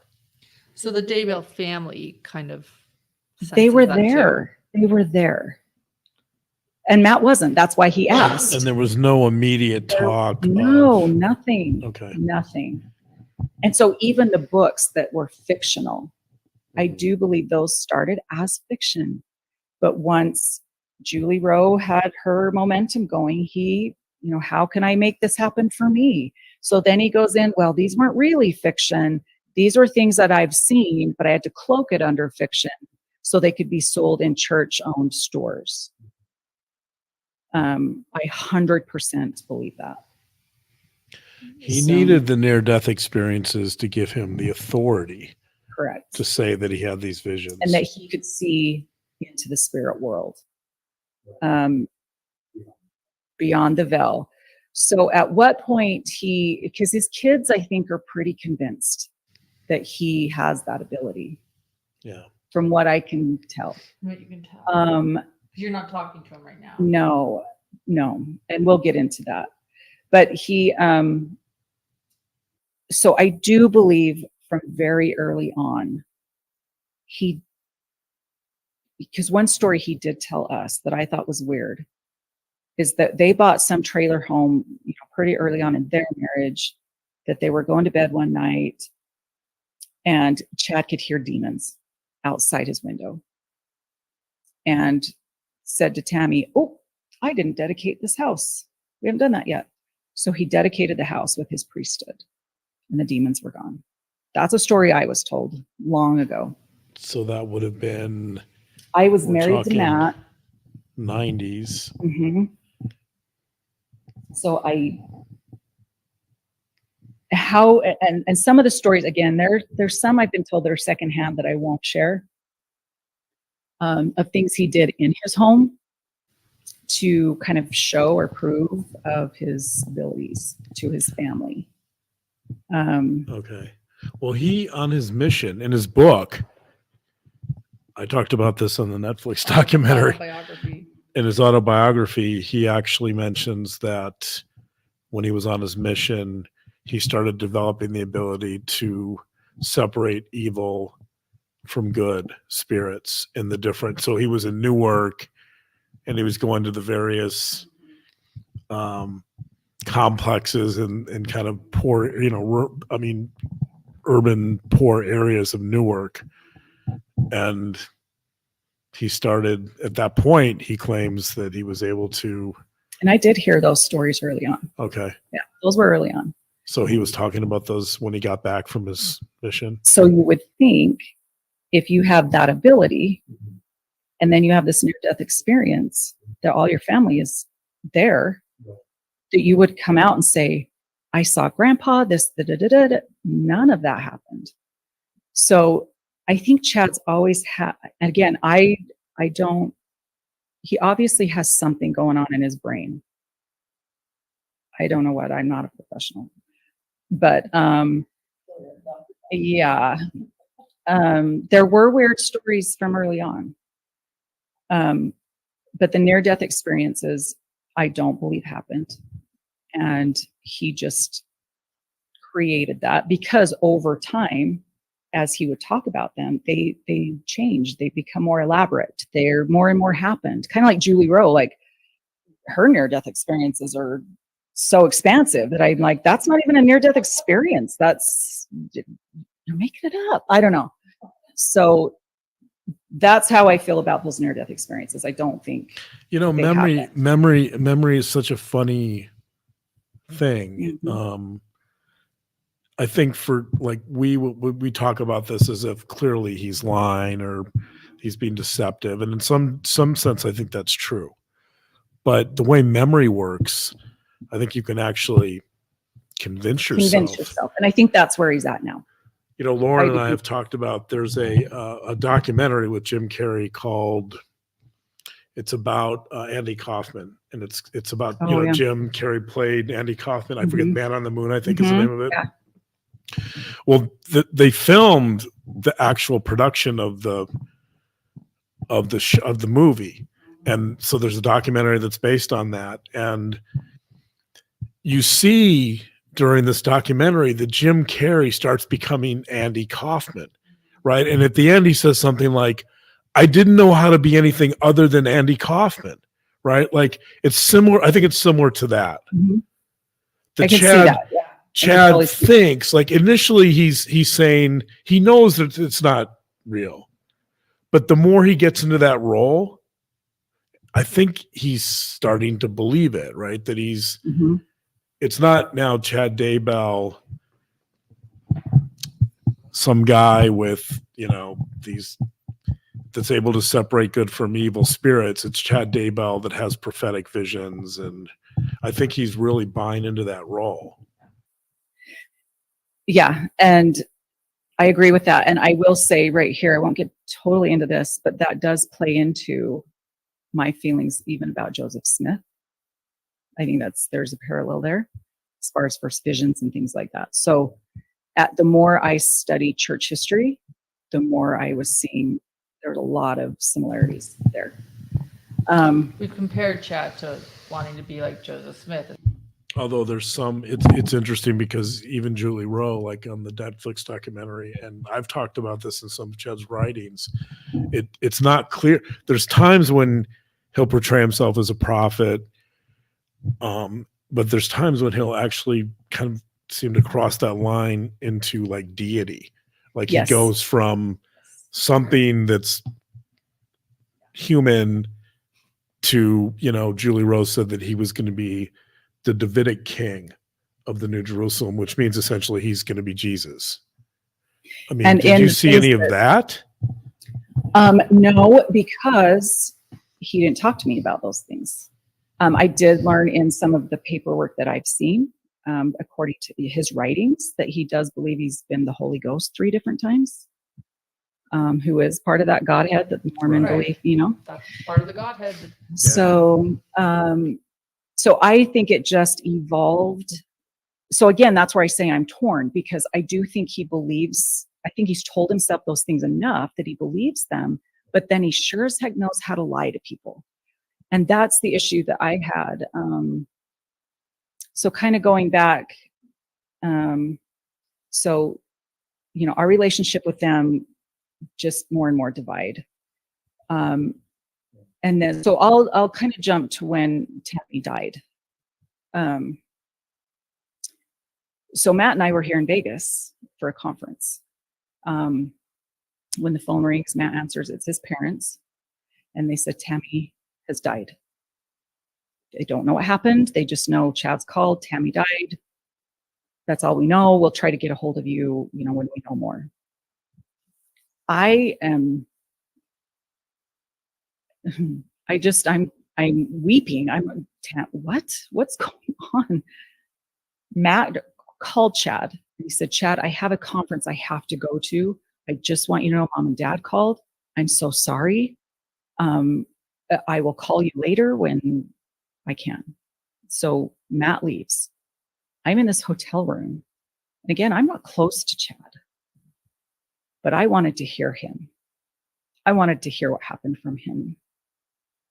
Because again, this incessant knot in my gut is never left me. I called him, Chad, I'm so sorry. What happened? Can you tell me what happened? And he lays out a very scripted story. She starts coughing, like 10 o'clock at night, she's coughing. And she's coughing so hard, she's like thrown up and stuff. But she calms down, but about midnight, she starts coughing again. And finally calms down. And he said, then at like 6 a.m, the sheets come off of me and I hear a thud. And he said, Tammy had rolled off the bed. So he said, woke me up. I went around and I could clearly see she was dead. She was gone. And he said, she always, her feet were always hot when she slept at night. So she kept her feet off the bed.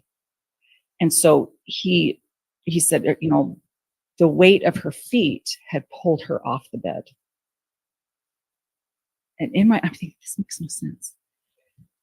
So he said, then I called Garth, yelled out to Garth, come help me to put Tammy back on the bed. And he said, she choked. And I said, Chad, are you getting an autopsy done? And he said, no, the coroner came. She could clearly see she had choked. And She had choked? She choked because she'd thrown up. She choked and that she died. That's how she died. This is a new story to me. This is new. So that's the story I got. And he said, and the funeral is in 2 days.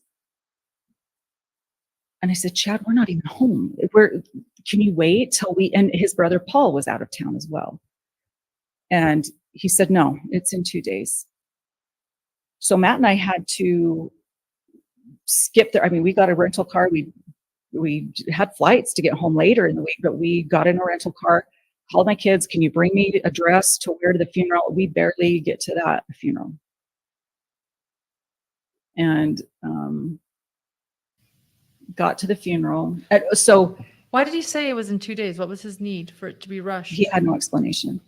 He just said it's in 2 days. So Matt gets back from the conference. I'm a wreck. And I said, Matt, something's not right. I don't know what I'm thinking, but I sure hope Chad didn't neglect helping her, or I don't know what's happened. And Matt said, do not accuse my brother. He was ticked at me. We didn't speak the entire drive back to Utah. And I didn't flat out say Chad killed Tammy. I didn't say that, but it was not right. And so we go to the funeral.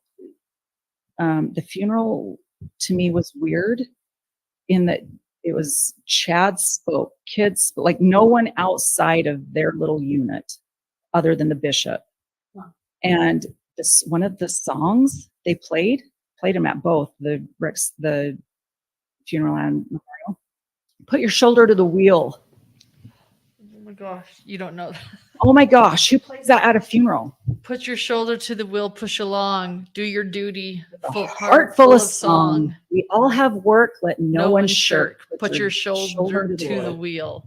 I mean, Wow. looking at it now, I think it makes a little sense. And insofar as Tammy's role was to get out of the way so that he could be with Lori and fulfill his vision. Well, and what was his story? That Tammy had a work to do. Yeah, Tammy had a mission on the other side. Put your Right, shoulder to the right. wheel, Put your push shoulder to along. the wheel, push along. And that's all she was to him too. I just want to say too, is I feel like, as you say, even what he thought of his mother, Tammy's job was to do work. Mm-hmm. To do work. That's what she was there for. And she was the one that always had a steady full-time job. Right. Have you told that story to law enforcement Yeah. officially? Okay. Yeah. Just curious. I don't know Not if you can talk about it. not there's some things I can't Right. talk about, Okay. but initially that I didn't talk it to law enforcement until later. Right. This is just my this gut. is fresh. I had nothing that I could go to the police with You had no proof. It was a knot in your stomach. other than this doesn't feel right. And I didn't know what else to do with it. I had nothing else to say. This doesn't feel right. You didn't know about Lori I Vallow. did not know about Lori Vallow. I just knew about the preparing. So what did happen, I do remember this date. It was like February-ish, 2019. So this would be before Tammy. No, Tammy died So in Tammy died October. This is beginning of the year 2019. Chad approaches me at church, which he never did, and said, "Hey, I just want you to know I'm done with all the Julie Rose stuff." Okay. And I said, I did see that Mike Stroud was just excommunicated. The look on his face was like, oh, what? Because I followed this stuff.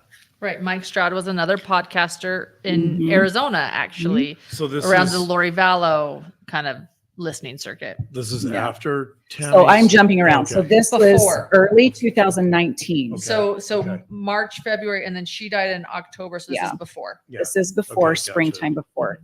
He says that to me. I'm done with Julie Rowe. And I was like, oh, that's good to hear because I just saw Mike Stroud was excommunicated. Julie Rowe's probably on her way. Yeah. Which was true. She was excommunicated shortly after that. But the look on his face that I even knew who Mike Stroud was, he knew I knew more. He knew you knew a lot more, Mhm. that he wasn't controlling you. Right. It So, scared him, in other words. I think that made him nervous that I knew who that was. And so anyway, I said, that's great. You know, I'm glad you're out of that. I did get some other information concerning that, that I can't share here. Okay. So Do you think just real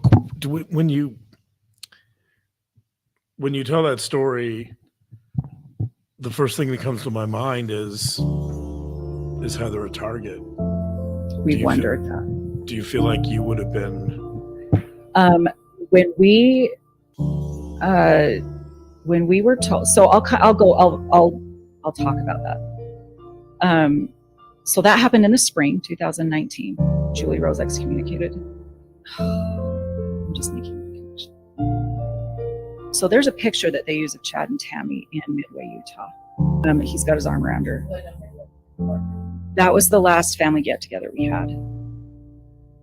But I've wondered, did he bring up polygamy with her and she was not going to have that?